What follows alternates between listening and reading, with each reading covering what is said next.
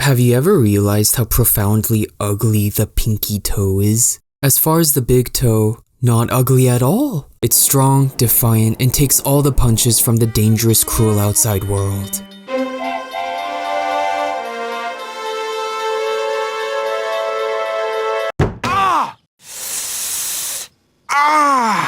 Then there's the second toe. Tall, slender, graceful in aesthetics. The next two are just slightly shorter versions of that. But the pinky toe? Why so ugly? So shriveled and lame. Hey, don't look at me. And not just the body, but even the face. Compared to the others, its nail is like a barely existing chip with edges that have no rhyme or reason. Well, hey, if the pinky toe is ugly, then the pinky finger must also be ugly. I'm not the only one, right? Wrong. As a matter of fact, the pinky finger is stunning in aesthetic beauty, but even better because it's highly regarded as the symbol of promise. What an honor.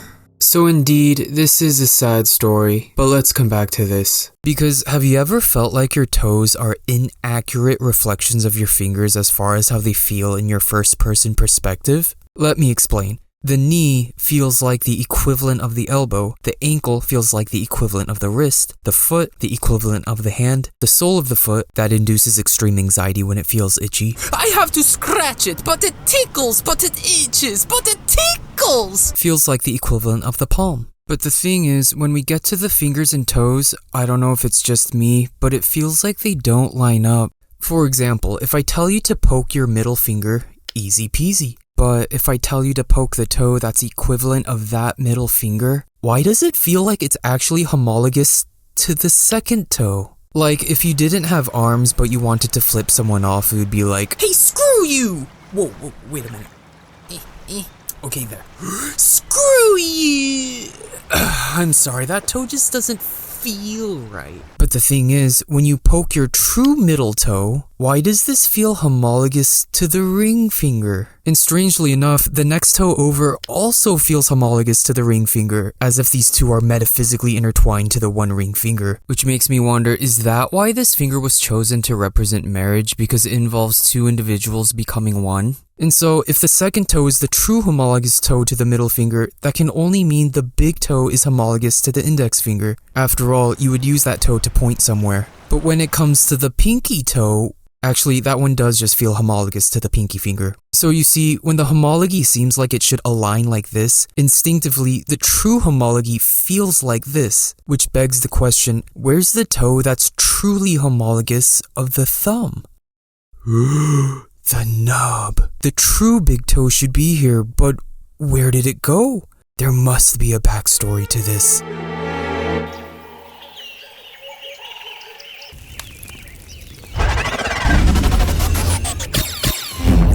You see, this is a species that has a biology much similar to ours, and so... What? The human feet have opposable thumbs! You know what that means? What is it, sir? Once they catch up to our level of technology, we'll have no chance against them in the prophesied war. We must wipe them all out now before it's too late. But sir, there must be a less cruel way to handle this. You're right. Behold! The TV Ultrimimeter!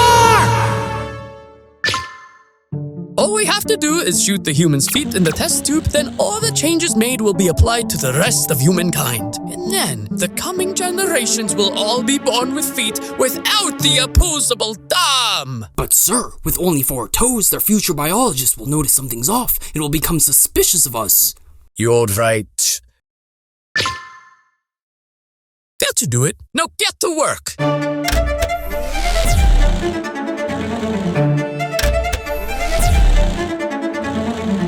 Okay, now let's take a look at how it turned out.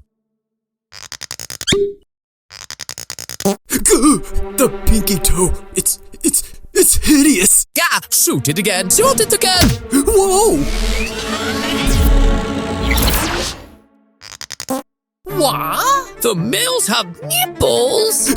Useless, confusing nipples that serve no purpose. Now their future biologists will really be on to us. Okay, don't panic. Don't panic. No need to panic. Portal closing. Oh no, sir! We have to leave now or we'll be stuck here forever! Curse you, Poopy the platypus! Gabba dabba ga. Huh?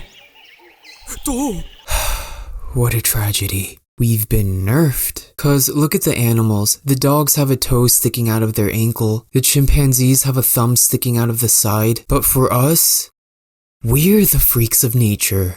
More specifically, the pinky toe is the freak of nature. That is, according to these higher-ups. You see, throughout its whole life, it believed itself to be the underdog, the ugly one, the afterthought. But beyond this, a much greater body part knows the truth, that in real life, the person can live on without the second toe, or the third, or even the fourth. But without the pinky toe, which is in charge of cooperating with the big toe for controlling lateral balance when standing and walking, life is spent with a permanent limp. The underdog ugly afterthought? More like the purposeful, valuable gem. And although the mind so urgently wants to tell the pinky toe about this profound, life-changing truth, it's too busy looking down on itself, so it cannot see the higher voice above. Someday, surely. Well, I'm afraid our time's up, but before we end here today, did anything I say help you at all? So in your analogy, I'm the pinky toe, right? And because I'm so self-centered with my problems, I fail to see who I really am? Wait, what? No, that wasn't an analogy. So ugly. Get out of here. What the fuck?